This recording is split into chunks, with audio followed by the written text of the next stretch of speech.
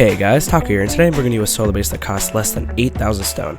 I think it's a perfect replacement for a 2x2, and I believe it'll suit the needs for those solo players that don't like to farm that much. Let's check it out, shall we? Through the first doorway, we have a small chest. In this small chest, I recommend you store all your tools, all your crude oil, and a weapon of your own choice.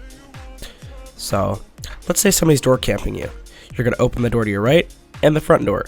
Here, you can shoot them without them getting through. Works really well, they won't expect you coming from that angle. Don't store anything too important of value just because it's an airlock. Anyways, here's the boiler room. This is where you'll be smelting all your crude oil into low grade. This works extremely well for solo play just because sooner or later eventually you'll stack up on crude oil. Into the main attraction, here to the left, once I open the door, we have a furnace room. 3 furnaces in a small box. This small box is placed right above the door, and there you'll store a bunch of unsmelted metal and wood. Here's your bag, there's a campfire.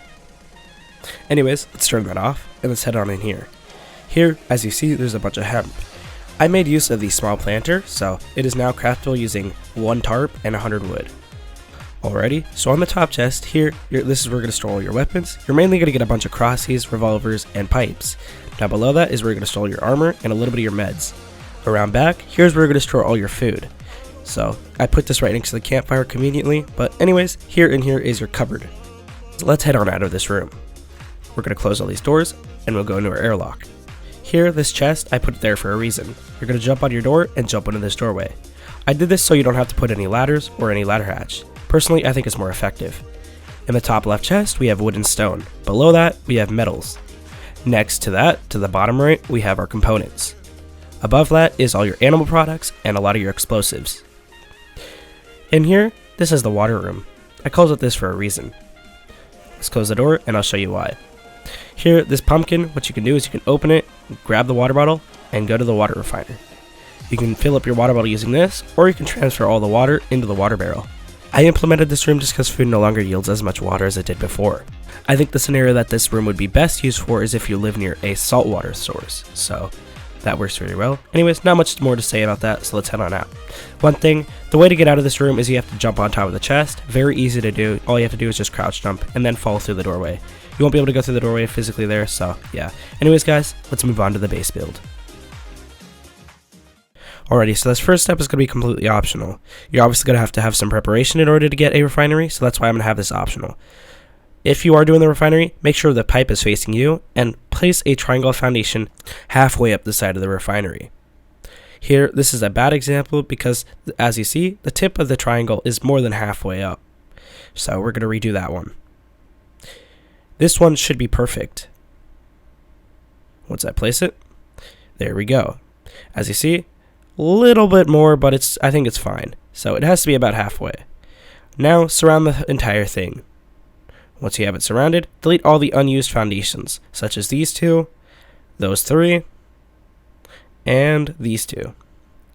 Next, once you've done the optional part, you can continue foundations until it looks something like this.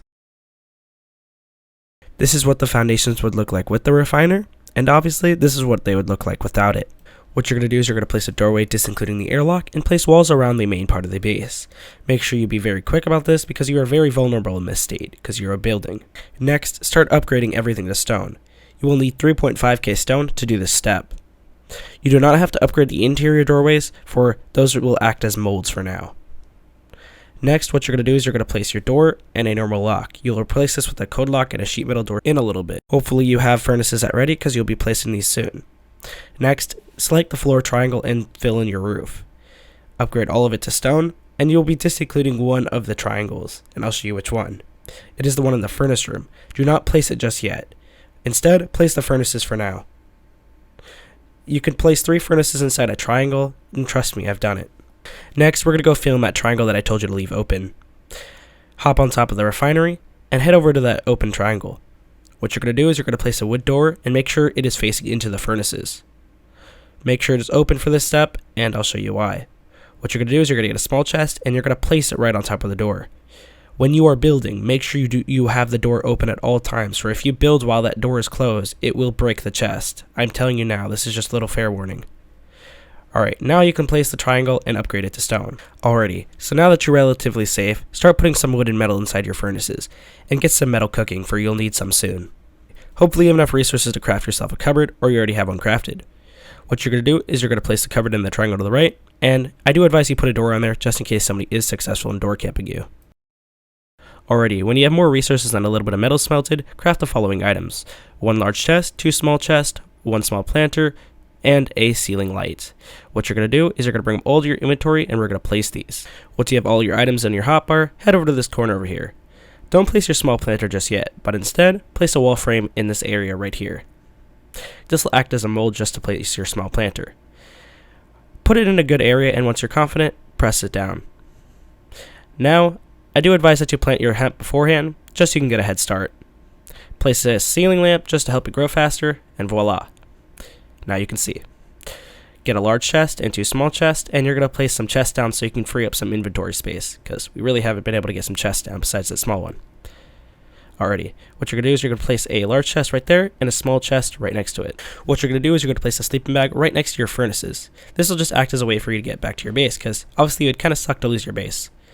Once you're done with that, head over here, place a low wall, and this will act as a shelf so we can place either a large chest or a small chest. I'm going to be placing a small chest just to have room. Anyways, let's move on with the next step. What you're going to do is you're going to unlock your lock and remove it. Next, open up your door and remove that too. We're going to be replacing these 2 Stone Age doors with a sheet metal door and a code lock. Lock the code lock to any code you want. Obviously don't keep it simple like 1, 2, 3, 4. Once you're done with that, you're going to place your 2 doorways right here. Upgrade them to stone, but don't put doors on them yet. Unless you can afford it, of course. Once you're done with that, you're going to upgrade everything to stone and come over here and place wall frames. From there, upgrade that to stone. Next, what you're going to do is you're going to craft a few chain link fences. These cost 75 stone each, and you're going to place them here. Nobody will be able to access your refinery through those fences. Next, find your way up to the roof. You can either use stairs or ladders. I'm going to be using no clip. Obviously, you won't have access to this, but anyways, here what you're going to do is you're going to place a floor triangle and you're going to upgrade it to stone. Now, your refinery is relatively enclosed, so let's move on. This next step is pretty simple. It's pretty much just filling all those empty doorways with doors and code locks. I'm going to speed this up. Hopefully I don't need to commentate through this.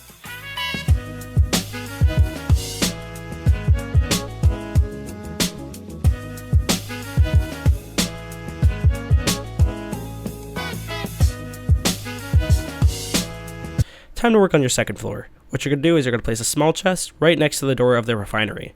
This will be your method of getting up. Next, what you're going to do is you're going to place walls all the way around the main part of the base, excluding the part with the refinery in it. Next, upgrade the twig all up to stone. This will cost you 1.5k stone, so have that in preparation.